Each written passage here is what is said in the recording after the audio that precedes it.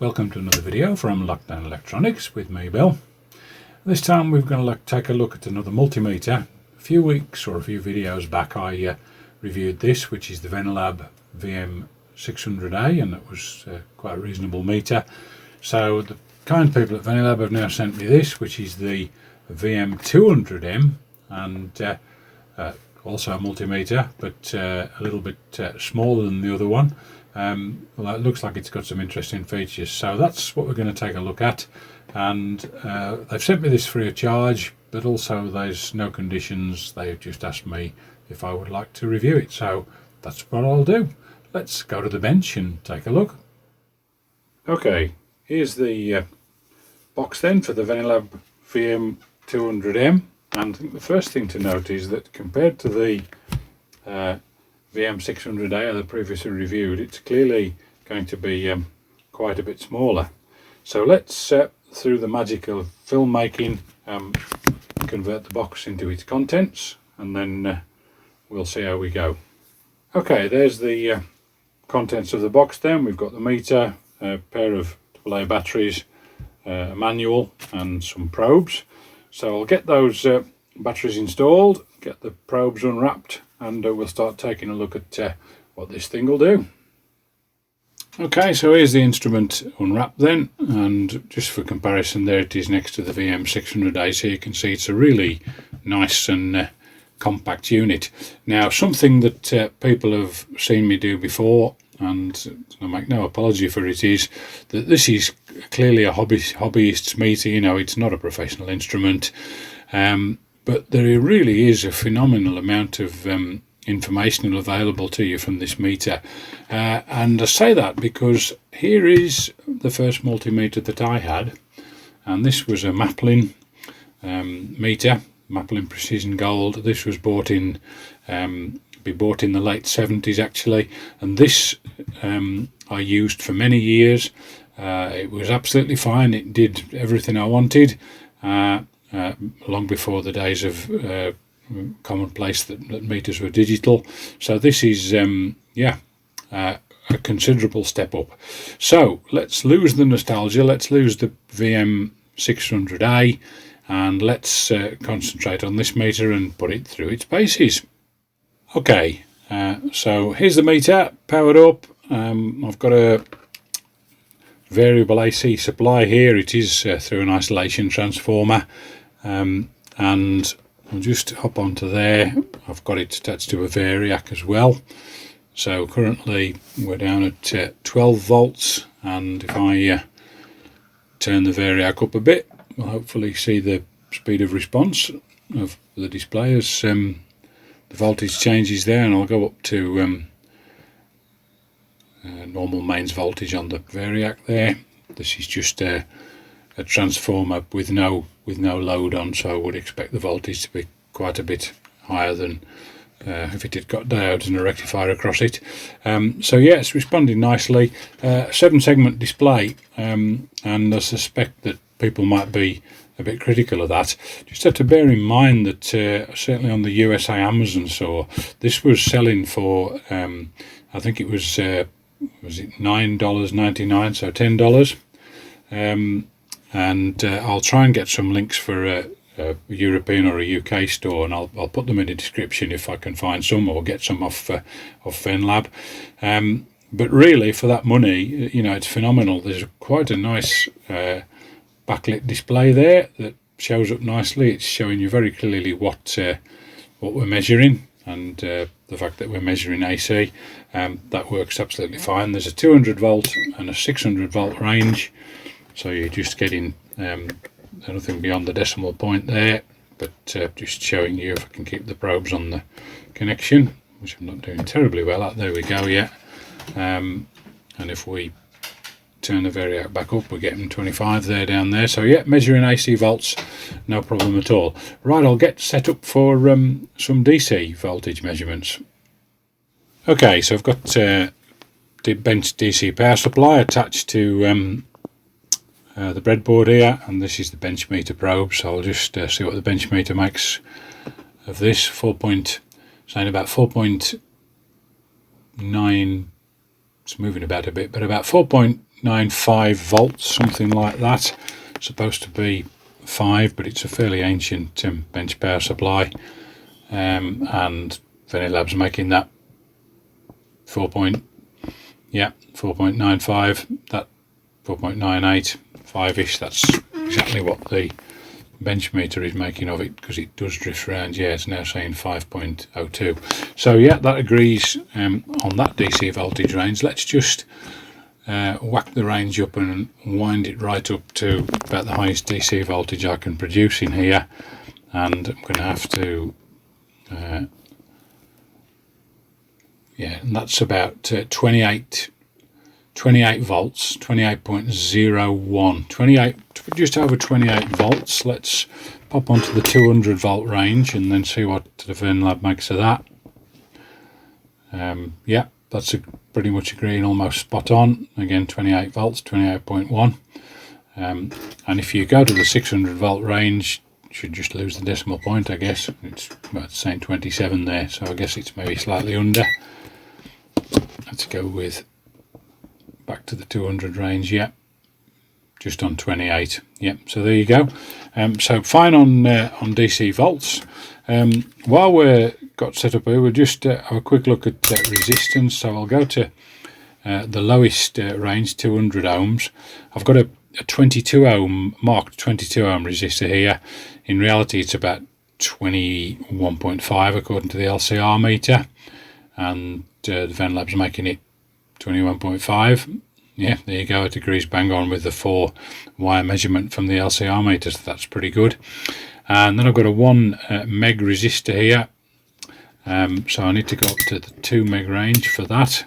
So here's a 1 meg, and that's coming up as 1.18. The LCR meter was making it about 1.018. The LCR meter was making it about 1.015. So on resistance at the high end and at the low end, it seems absolutely fine. So while I've got 1 or 2 diodes here, let's just go to diode test. And it's showing you diode test and continuity there, so let's see if it beeps. Yeah.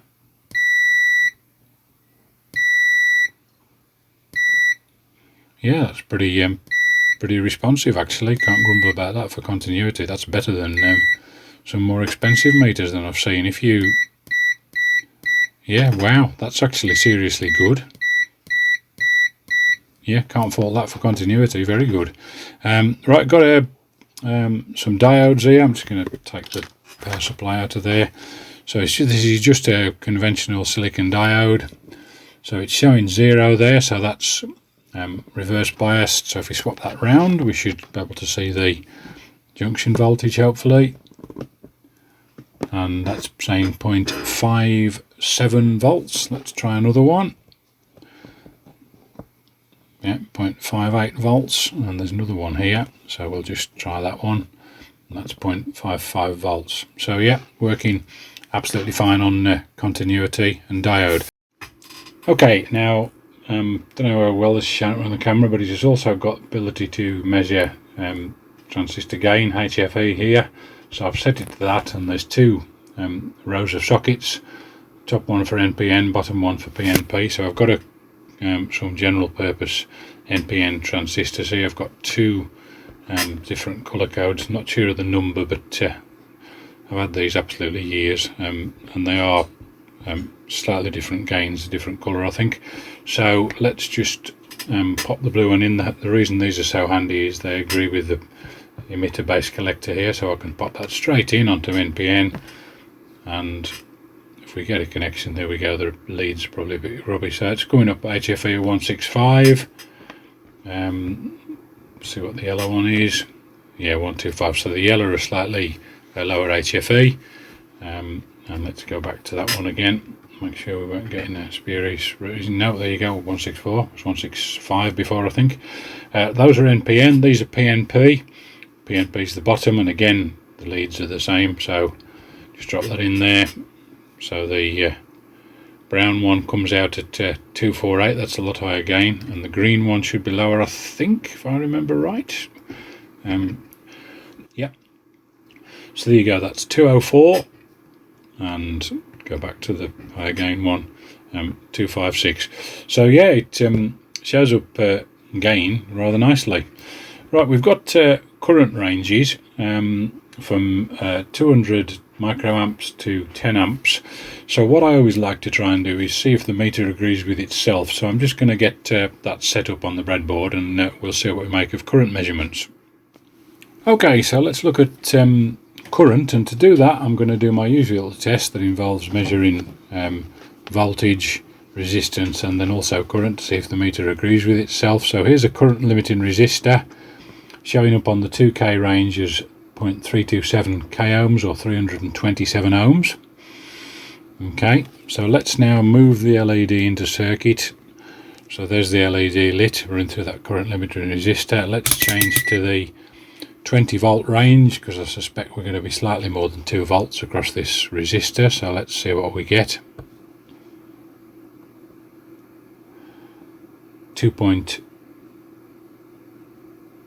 About 2.5.